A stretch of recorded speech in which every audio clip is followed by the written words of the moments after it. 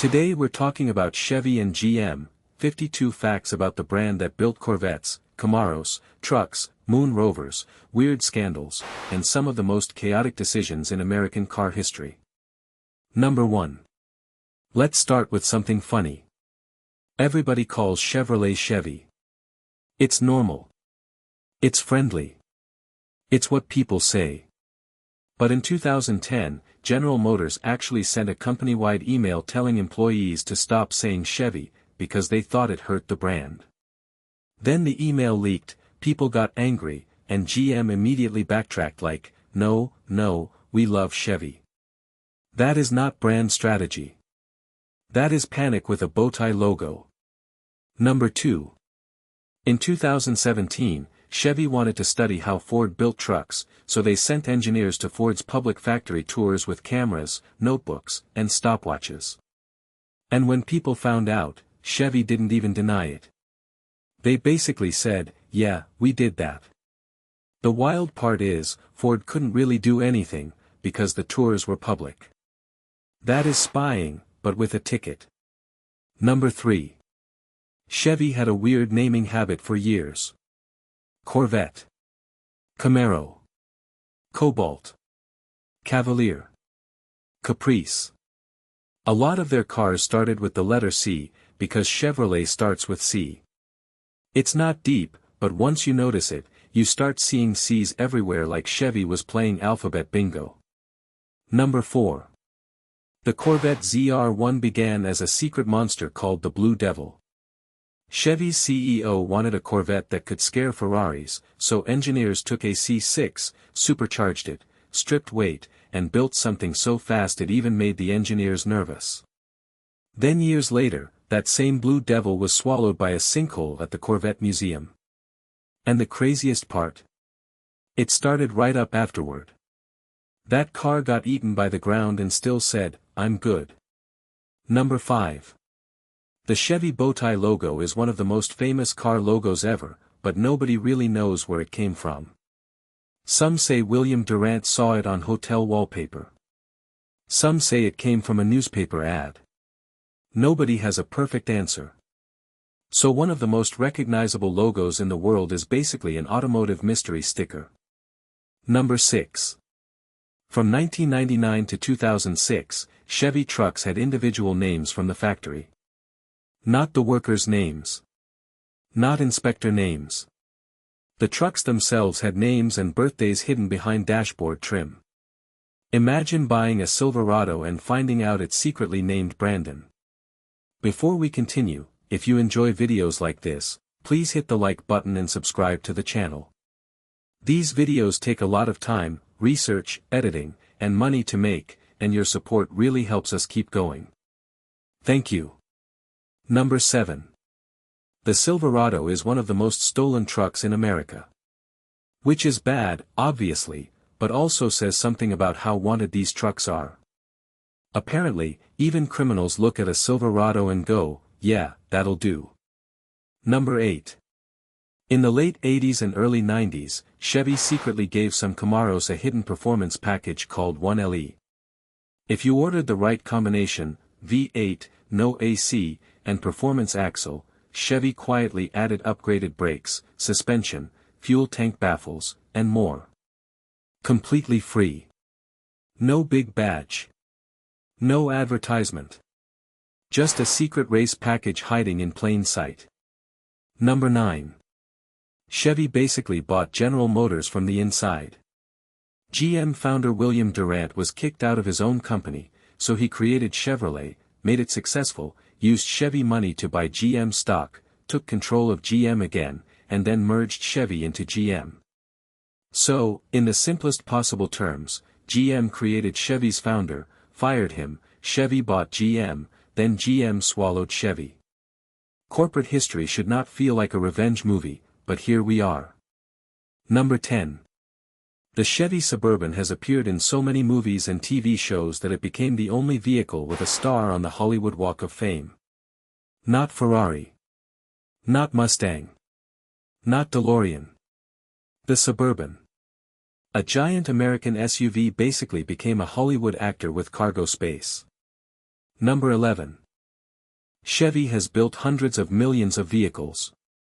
The source says around 300 to 400 million cars total, which is insane. At that scale, Chevy is not just a car brand. It's background scenery for modern civilization. Number 12. The 1963 Corvette Stingray split window happened because two grown men couldn't agree. Designer Bill Mitchell loved the split rear window because it looked dramatic and matched the Stingray idea. Engineer Zora Arkus-Duntov hated it because it ruined rear visibility. They argued so badly that GM eventually removed the split window after 1 year. That's why the 1963 split-window Corvette became legendary. It was basically born from a design fight. Number 13. The C5 Corvette was the last production car with pop-up headlights. That alone makes it special. Pop-up headlights are one of those features everybody loves, even though they're mechanically unnecessary and probably a nightmare for regulations. They just make cars feel more alive. Number 14. The C8 Corvette ZR1 has 13 radiators. 13. For comparison, the Bugatti Chiron has 10. And the fact that we can say only 10 radiators about a Bugatti shows how ridiculous the ZR1 cooling setup is. Chevy basically built a car with more radiators than some garages have tools. Number 15. Chevy has licensed its name for some very strange products, including beer, soap, sausages, and even coffins.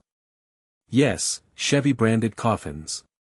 Imagine being buried in brand loyalty.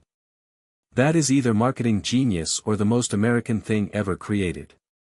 Number 16. Louis Chevrolet was involved in the first recorded motorsport crash.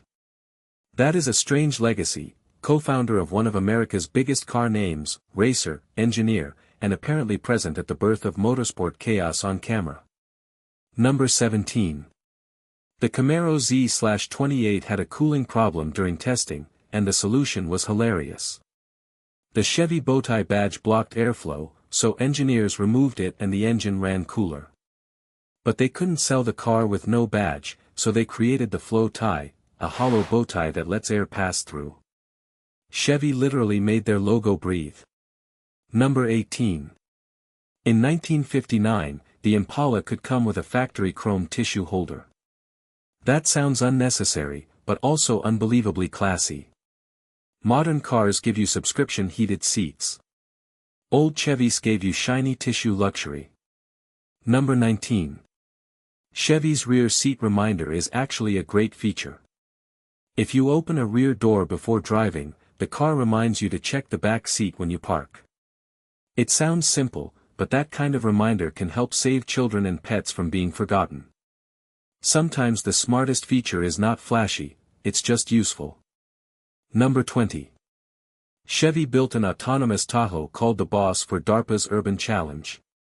And apparently during testing, it drove like an aggressive human. It tailgated, cut people off, and hated left turns. Engineers had to raise its urban assertiveness because it was afraid of turning left. That is not a self-driving car. That is a nervous driver with a truck body. Number 21. Some Chevy SUVs project a little logo onto the ground near the tailgate. But it's not just decoration. That is where you're supposed to kick to open the hands-free lift gate. A tiny glowing Chevy logo saying, "Kick me here." Number 22. Louis Chevrolet left the company after only a few years because he wanted fast, expensive cars, while Durant wanted affordable cars to compete with Ford. Louis sold his shares way too early, struggled financially later, and eventually worked as a mechanic for the company that still carried his name. That is honestly one of the saddest stories in automotive history. Number 23. Chevy has used warranty extensions in situations that sound a lot like quiet recalls. Instead of loudly admitting a defect, they send a letter saying your warranty has been extended. Which sounds nice, until you realize it can mean something might be wrong and we don't want to say it too loudly. Number 24. In 2014, a Chevy regional manager got nervous while presenting the Colorado at the World Series and described it as having technology and stuff. The internet destroyed him. But Chevy did something smart. Instead of hiding from the meme, they embraced it.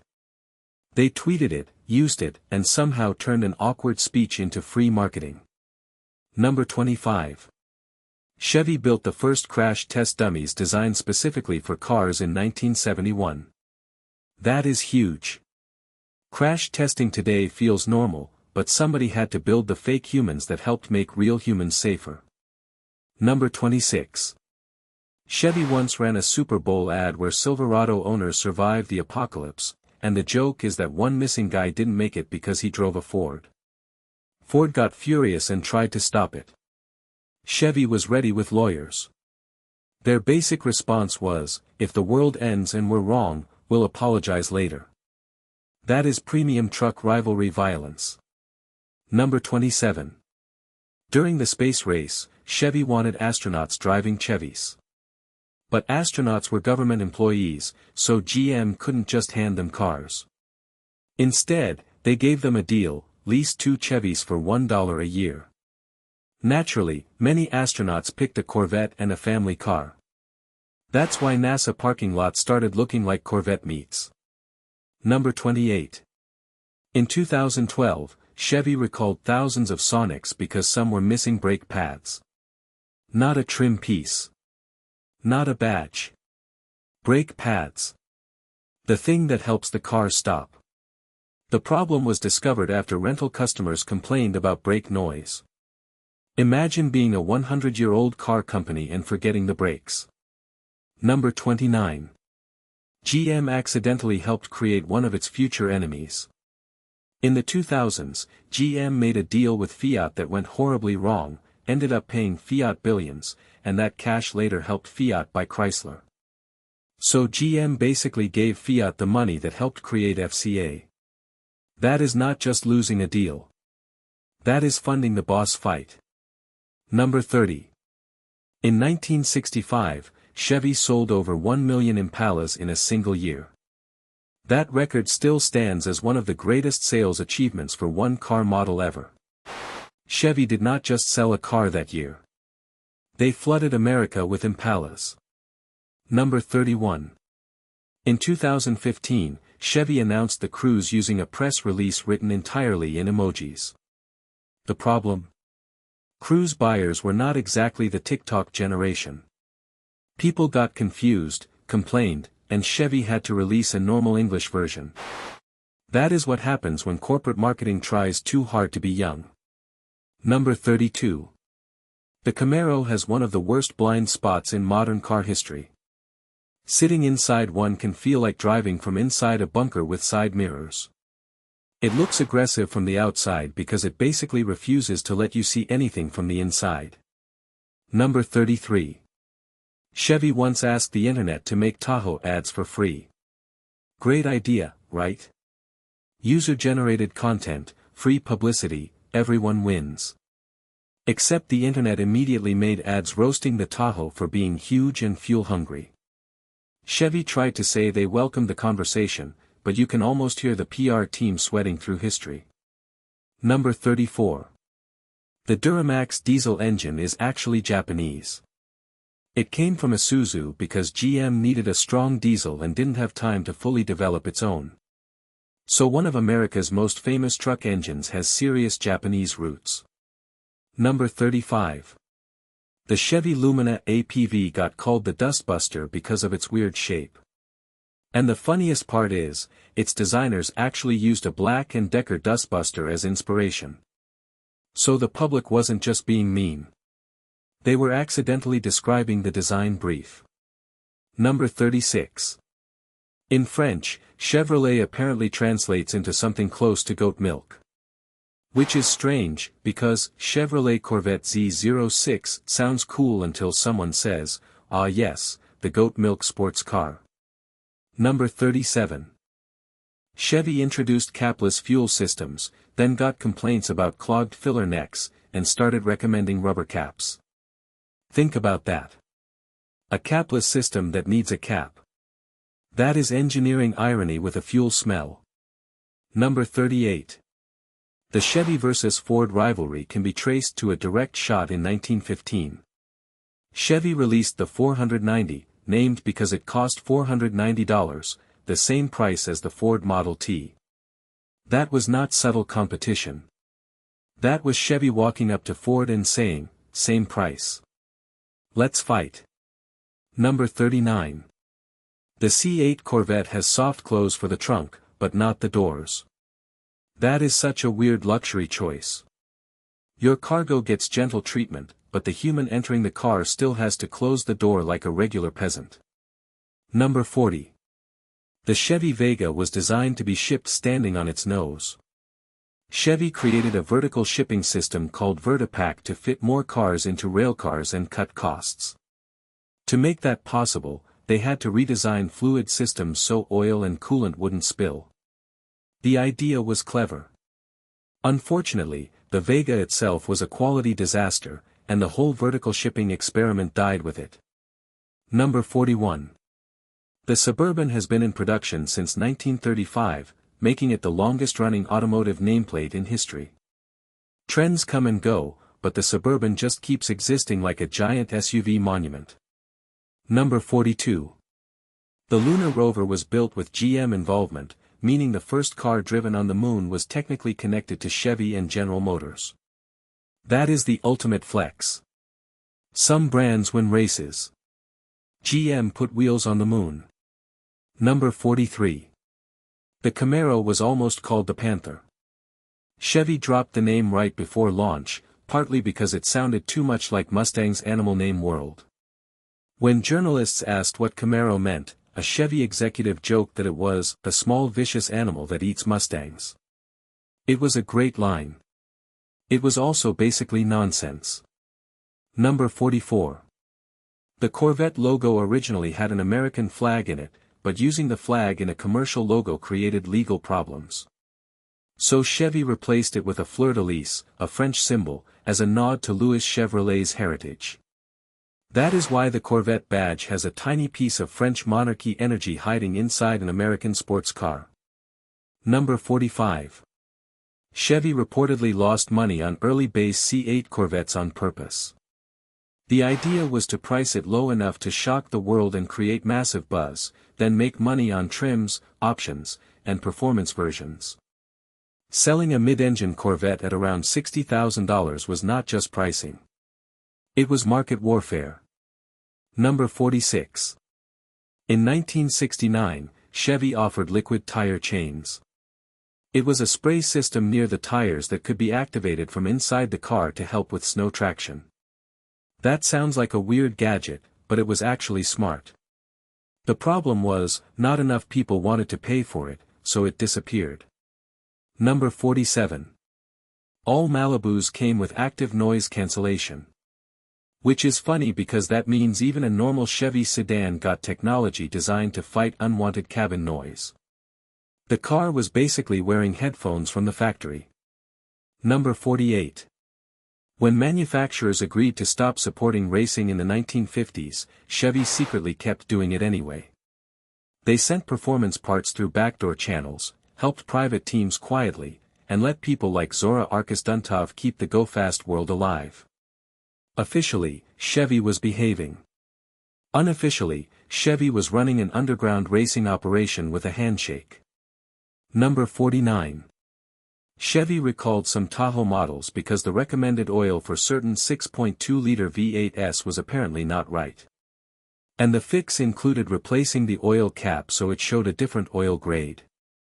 Imagine bringing your expensive SUV in and the repair is basically, we changed the hat on your engine. Number 50.